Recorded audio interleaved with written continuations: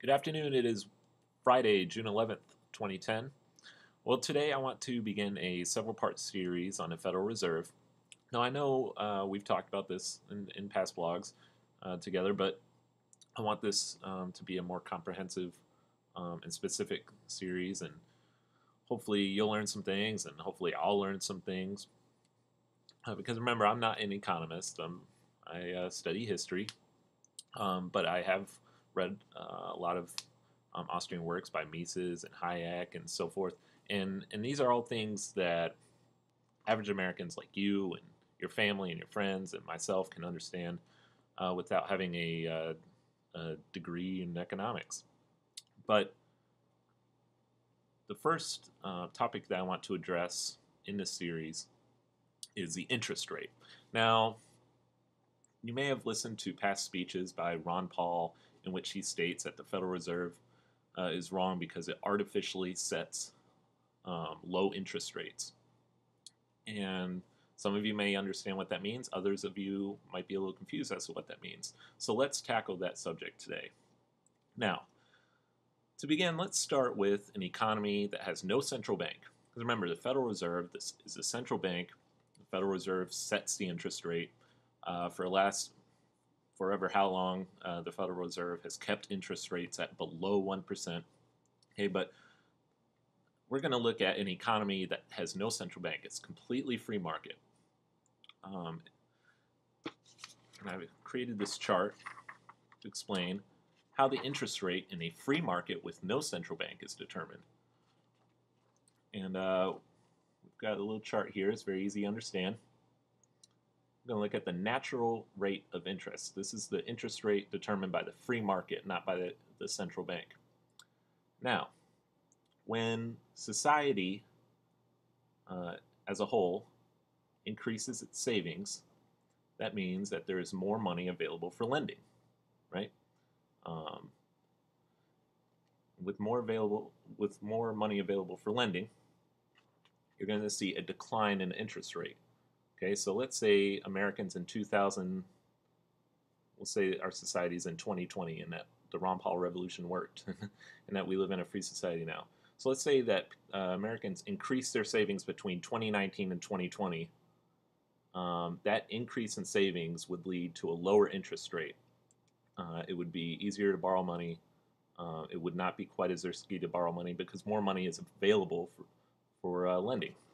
Now on the flip side, we've got a decrease in savings. When savings decrease, that means there is less money available for lending, which should lead to an increase in the interest rate or a rise in the interest rate to, let's say, 15, 18, 20% if savings really go down because there's less money available to lend, and therefore the bank has to be more picky about who it lends to. The interest rate does well because it tells investors, hey, because there's fewer savings and there's less money available for lending, you should only borrow money if you're absolutely confident in your investment decision. Whereas on the flip side, if the interest rate is lower, you're more likely to see an investor invest in a project than at the higher rate.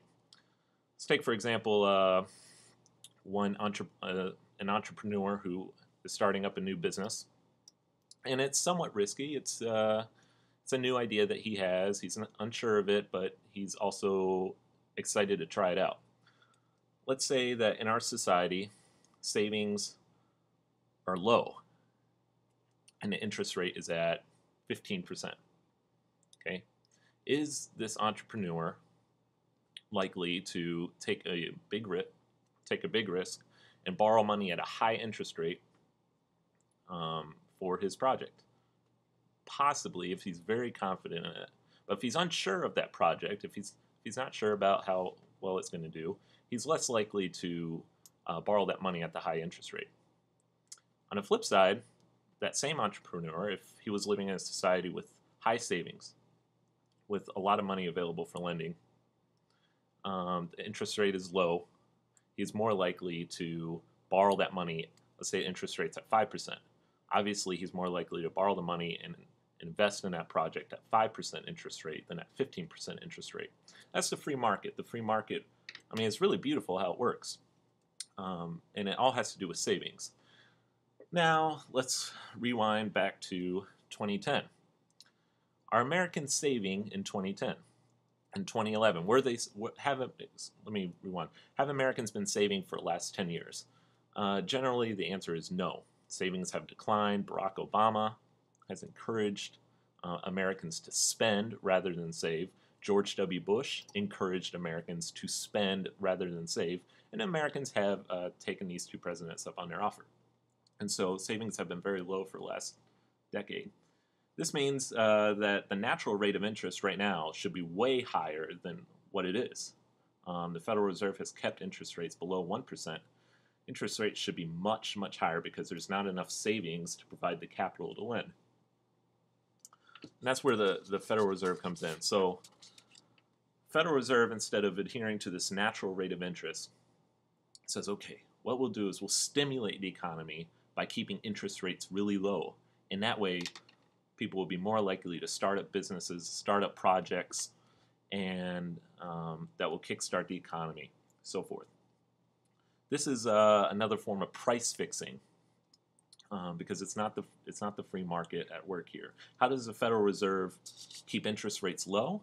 It prints money out of thin air because there are no savings or not enough savings to keep interest rates at 1%. The Federal Reserve has to make up for that and print money out of thin air. So that money doesn't exist. It's an illusion. And what that does is it sends a false signal to investors. Remember my previous example where the guy would have invested at 5% interest but would not invest at 15% interest? Well, that natural rate of interest gave him a signal and said, don't do it if the rate was higher. But when the interest rate is kept artificially low by the Federal Reserve, then that gives a false signal. It tells entrepreneurs, hey, yes, it's a little risky, and yes, you wouldn't do this if their interest rate was higher, but hey, interest rates are at 1% because we're printing the money instead of relying on savings to keep the interest rates low artificially, and therefore that entrepreneur borrows money for that project. This creates a bubble, and this is the cause of the boom-bust economic cycle. Usually a bubble appears in industries that require a lot of capital and a lot of borrowing.